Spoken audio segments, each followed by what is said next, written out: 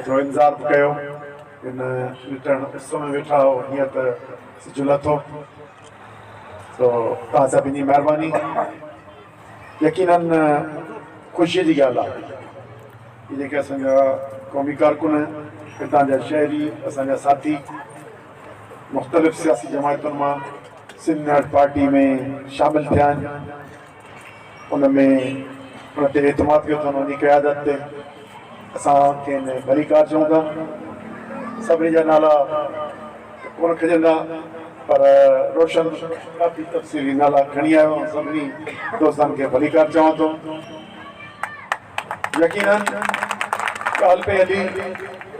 Sindh national party जी हिन मुल्क जी पाण दोस्त घणो ॻाल्हाए विया आहिनि पर आउं तव्हांखे रुॻो हुन जूं ॿ टे ॻाल्हियूं चवंदो हलां हिकु सभु शइ मौजूदु आहे चयो न असां महिरूमी आहे असांखे मथे ॿ पासा हिकिड़ो असांजा वसीला मर्कज़ जे हवाले थी वञनि ॻाल्हियुनि जे हवाले थी वञनि हिकिड़ो इहो आहे मसइलो उहो मसइलो इहो आहे त पोइ कीअं थो वञे गुड्डू थर्मल हिते लॻो पियो गैस कंदकोट ऐं कादरपुर जे भरिसां पई निकिरे हिते ई खां वेंदे बदीन में ख़ासि केरी ऑयल फील्ड ऐं दादू निकिरे पई तेल गैस बिजलीअ जा घर ही बंदर जेको समुंड ते जेको आहे बंदर ॿेड़ी ॿेड़ा उते बीहनि था सॼी दुनिया जो कारोबार उते ई हले थो सभु शयूं उते मौजूदु आहिनि किथे चोरी थिए कीअं पई वेठा पाण उन बुनियादी बीमारीअ जो सबबु 73 जो आइन आहे ऐं 73 जो आइन दोस्त सभिनी ॻाल्हायो पाकिस्तान पीपुल्स पार्टी ऐं ॿियूं जेके रियासत जे एस्टेब्लिशमेंट जूं पैदा कयल सियासी जमायतूं आहिनि हुननि जी क़यादत हुननि जी पैदा कयल ऐं तरबियत याफ़्ता क़यादतूं जेके मुख़्तलिफ़ पंहिंजी चर्ख़ ज़बानी जे ज़रिए माण्हुनि खे मुख़्तलिफ़ नारा ऐं ॿियूं ॻाल्हियूं ॾेई यको बेवकूफ़ बणाए 73 जे आइन में अहिड़ी जोड़ जक कई जो हितां जा मादनी वसीला इहे हिते ज़मीन तव्हांजी आहे पर जे 2-3 फुट हेठां गैस निकिरी अचे थो तव्हांजी कान्हे इहा मिल्कियत हली थी वञे मर्कज़ जी तरफ़ इहो कीअं आहे इहो आहे 1973 जो आइन हिकिड़ो पासो इहो आहे हिकिड़ो पासो इहो आहे ग़ुलामीअ जे हिन वफ़ाक़ में ग़ुलामीअ जे आइन में बुनियादी तब्दीलियूं अचनि ऐं असां पंहिंजे वसीलनि जा पाण मालिक थियूं हिकिड़ो इहो मसइलो इन में रुकावटूं केर आहिनि उन्हनि ते वरी तव्हां ख़ुदि सम्झी सघो था जेके इक़्तिदार में रहियूं आहिनि जमायतूं बशमूल पाकिस्तान पीपुल्स पार्टी ॿियो वरी इन जमायत जी हिकिड़ी ख़ुशूसियत बि आहे हिते माण्हुनि सां कानून जी भञकड़ी करे हितां जे तरीक़े जेको आइन में तरीक़ो आहे या कानून में जेके लिखतियूं आहिनि उनखे बाईपास करे ऐं हितां जा बेईमान कामोरा जेके नौकरियुनि ते वेठल आहिनि उहे हेठां खां वठी मथे ताईं जेके बेईमान कामोरा थियनि था उन्हनि जे ज़रिए असांजे निज़ाम खे बाईपास करे ऐं चवंदा ते इंसाफ़ तव्हांखे को फ़ाइदो ॾियणो आहे इहो असांजी मार्फत मिलंदो ऐं उहो कानून जी भञकड़ी कनि था जॾहिं त कानून में हर शहरी बराबरि आहे कंहिं बि रंग नस्ल मज़हब पार्टी जे फ़र्क़ खां सवाइ असांजे मुख़्तियार कर खे AC खे SP खे DIG खे कमु करिणो आहे पर उन्हनि जे बेईमान ऑफिसर रखाए ऐं उन्हनि जे मार्फत असांजे माण्हुनि खे ग़ुलाम करे वेठा असीं न आहियूं सरदारनि या पीरनि या ॿियनि जा मुखालिफ़ हिते ॻाल्हायो पियो पर आउं उन्हनि सां मुतफ़िक़ बि आहियां छो उहे सरदार अक्सरियत सरदार अक्सरियत पीर अक्सरियत बाज़र माण्हू उन्होंने माज़ीअ में ख़ुसूसन पाकिस्तान के दौर में ऐं पाकिस्तान का अॻु बि पाकिस्तान का अॻु अंग्रेज़नि खां ज़मीनूं वरितियूं ऐं पोइ खान बहादुर ऐं सर थिया तई कंहिं बि नाले खे खान बहादुर या सर ॿुधो अंग्रेज़नि जे वक़्त जो ख़िताब ॾिनल तई सम्झो त उन वक़्त ते जीअं अॼु एस्टेब्लिशमेंट जो माण्हू आहे उन्हनि जो ॾाढो पढ़ ओ साहब जेको उन्हनि जो छाड़तो हो जंहिंखे उहा 5000 10,000 या 20,000 बनी न करे ॾिनी वई त तूं बरतानिया सरकार सां वफ़ादार रहंदे हिते कमिश्नर जो ताबेदार रहंदे उनजे एवज़ तोखे ई माण्हू ॾियूं था ही उनजे करे तव्हांखे ज़मीन ॾियूं था पोइ पंहिंजे माण्हुनि खे ग़ुलाम रखियो ऐं पोइ 100 साल असांजे वतन दारी ग़लबे हेठि रहियो अंग्रेज़नि जो ग़ुलाम रहियो साॻी किर्त हितां जी एस्टेब्लिशमेंट कई आहे पहिरीं फर्दन उन्हनि सागनि खे जो बाबा तव्हांजा वॾा बि इहे कम करे विया उन करे बहितर आहे त तव्हीं थियो जंहिंखे हिकु ॿिनि इज़तदारनि चयो त न बाबा असीं तव्हांजी ग़ुलामी कोन कंदासूं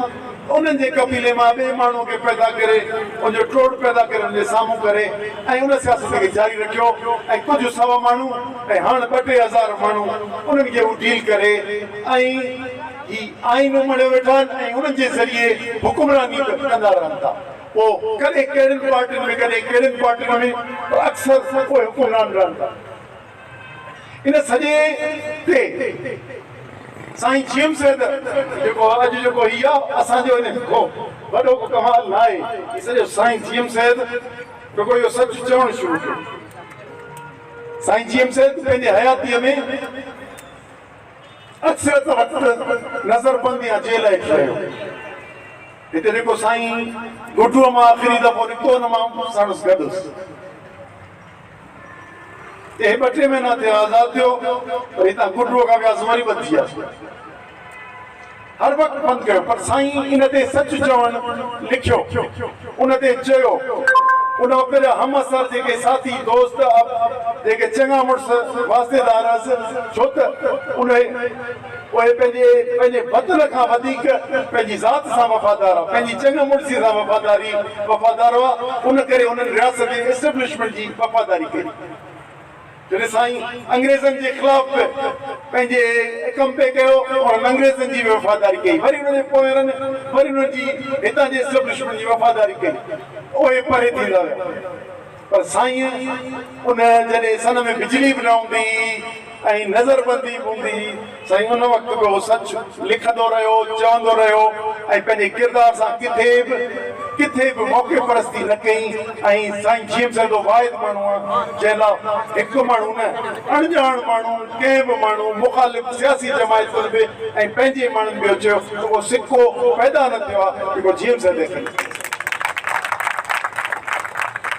ऐं पोइ नई जनरेशन जेका 70 जे ॾहाके में 80 जे ॾहाके में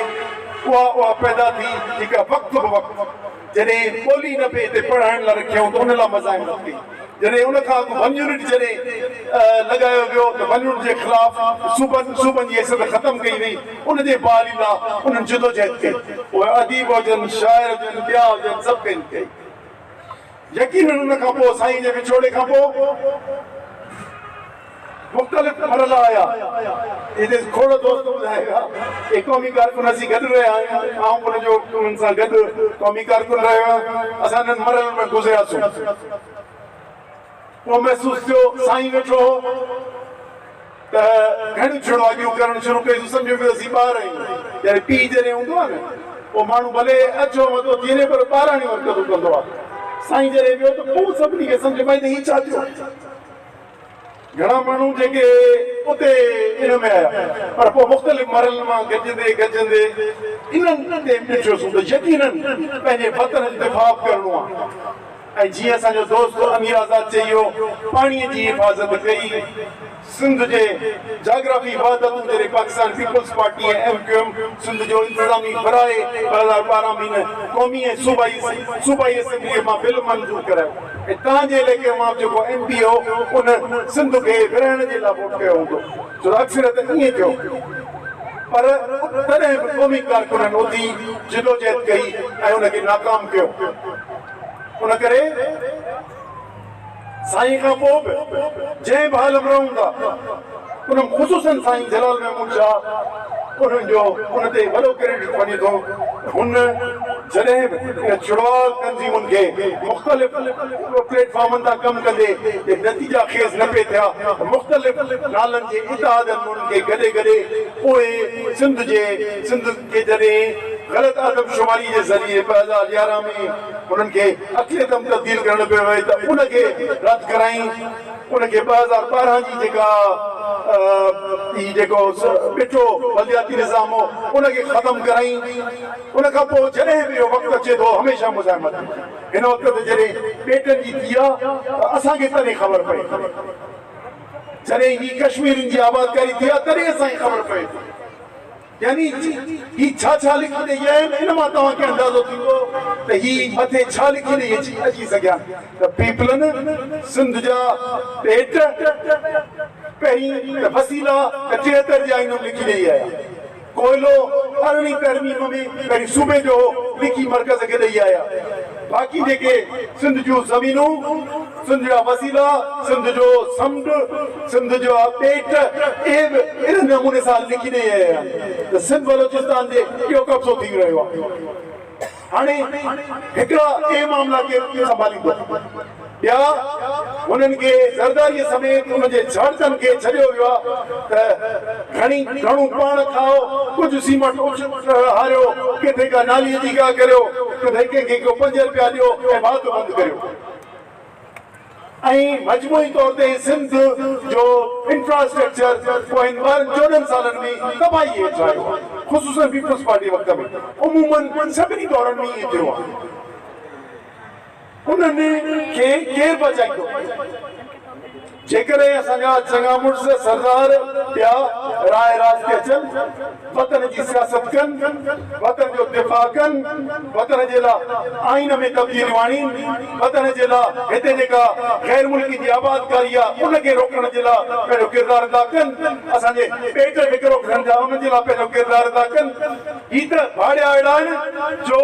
मूंखे पंहिंजे इलाइक़े जो ॻाल्हायां सागा असां मुशरफ जे वक़्त में गरिया वतंदा आबादकारी जी तहरीक में ज़रदारीअ जूं 8-10 शुगर मिलूं 15 थी वियूं कमंद में अघु खायो पियो वियो त उन लाइ निकिरण लाइ भाड़िया तयारु कोन थिया। सो एॾा ख़ुदगर्ज़ थी विया उन करे जेकॾहिं हुबल वतीअ जो कनि असांजे सिर जा साईं आहिनि कोई सरदार पीर चङा मुड़ुस उन खां पोइ वरी ही जेके बेमान कामोर आहिनि उहे इहे सभु फ़ैसिला लिखनि केरु था जॾहिं पेट लिखजनि था हुकुम इस्टेब्लिश ज़रदारी करे थो मुराद शाह करे थो पर लिखे हो चीफ सेक्रेटरी थो ऐं चए थो त मजबूर आहियां न हू बेमान ई तॾहिं हुननि वांगुरु क़ौमी ग़ैरत छॾे ऐं मुल्क जो पंहिंजे वतन खे विकिरो करे थो उनखे इहो कामोरो मुंहिंजो बराबरि उनजे करे इन सॼे मामले में क़ौमी कारकुन पंहिंजे वक़्त पंहिंजे वसीलनि पंहिंजे जज़्बे ते जिदोजहद कंदो रहियो आहे ऐं पंहिंजे माॻनि खे पंहिंजे वतन खे जाग्राफी वहदत खे बचाईंदो आयो आहे। पर हितां जी नुमाइंदगी जेका आहे सा ग़लति हथनि में आहे। असांखे ख़बर आहे त का यकदम को पाण वॾे कंहिं प्लेटफॉर्म ते कोन बीह सघंदासीं हितां जा क़ौमी कारकुन रुगो तयारी त करे हू बेमान कूड़ा ठग जेके पैसे ते था इलेक्शन निज़ाम खे बि पैसे ते आणे छॾियो अथनि इन्हनि खे मुतबादिल थी त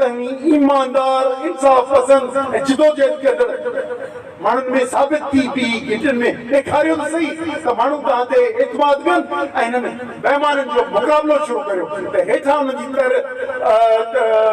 जेको सो तरो पटिजे ऐं हितां जा हक़ीक़ी क़ौमी कारकुन वतन दोस्त माण्हू ईमानदार माण्हू हितां जा नुमाइंदा थियनि। जेकॾहिं हेठां खां वतन दोस्त ऐं ईमानदार नुमाइंदा थींदा पोइ यकीनन सम्झो त चेंज ठहंदी जेका सिंध असेंबली या क़ौमी असेंबली आहे हिन ताईं वञी सघे थी। उन करे आऊं तव्हां सां वॾियूं ॻाल्हियूं न पर तव्हां पंहिंजे यकीनन सम्झो त सिंध पार्टी सिंध जे हर उभरंदड़ मसइले ते जिदोजहद कंदी रहंदी हर मामले ते हलंदी रहंदी पर पंहिंजो इन ते तव्हांजो कमु ख़तमु न थींदो। तव्हांखे इहो ज़हन नशीन करणो पवंदो त रोज़मर्रा जे कम में तव्हां पंहिंजे घर घटि शहर उन जा जेके मसइला आहिनि उन्हनि मामलनि खे जेके पाण करे सघो था उहे पाण करियो, जेके मसइला हुकूमत जे करे आहिनि उन्हनि जे ख़िलाफ़ भरपूर आवाज़ उथारियो ऐं जिदोजहद करियो ऐं उन्हनि ऑफिसरनि खे ऐं उन्हनि नुमाइंदनि खे मजबूर करियो त उहे कम कनि ऐं ईमानदारी सां कनि। उन करे पोइ तव्हांजी मुआशिरे में जाइ ठहंदी। उन करे असां दोस्तनि खे मां वरी मुबारकबाद ॾींदे चाहियां थो त जॾहिं आया आहियो सोचे वीचारे आया आहियूं, यकीन नाम क़ौमी तहरीक जो झंडो असांजो क़ौमी झंडो असां खयूं आहिनि, असांजे नारा बि आहिनि। हिननि घटिनि ते मूं ख़बर कोन्हे गुडरूअ में को जुलूस कढियो, मूं सिंध जो को तहलको कोन छॾियो आहे, को शहर न छॾियो आहे जेको मुंहिंजो पोइ 20 साल अॻे मुंहिंजो को न ॾिठल हुजे। यकीन असां पंहिंजे वतन जी ख़ुशहाली ख़ुदमुख्तियारी आज़ादी जी घर घर झरझर तबलीग कई आहे, पर पंहिंजे वतन खे बचाइण लाइ हिते सिंध दुश्मन बेईमान माण्हुनि मां जान छॾायो ऐं पंहिंजे वतन जा वारिस थियो। पोइ मथे विसाब करे वठंदासूं, मर्कज़ सां विसाब करे वठंदासूं ऐं सभिनी मुल्कनि सां बि। पोइ उन कुवत पोइ माण्हू न चवंदा त छोटा मुंहुं बड़ी बात, पोइ माण्हू चवंदा त हा ही लड़नि में हिननि में ताक़त बि आहे ऐं हिननि में सचाई आहे ऐं हिननि में हाणे ओतिरो माण्हुनि जो उहो अवामी ताक़त अची वई आहे तब्दील करे सघनि था। उन ॾींहं जे लाइ असां ख़ुशि आहियूं। उनजे करे तव्हांखे था चऊं त पढ़िया लिखिया माण्हू ॼाण पढ़िया माण्हू इहो को मसइलो न आहे, पर मोबे वतन माण्हू आयो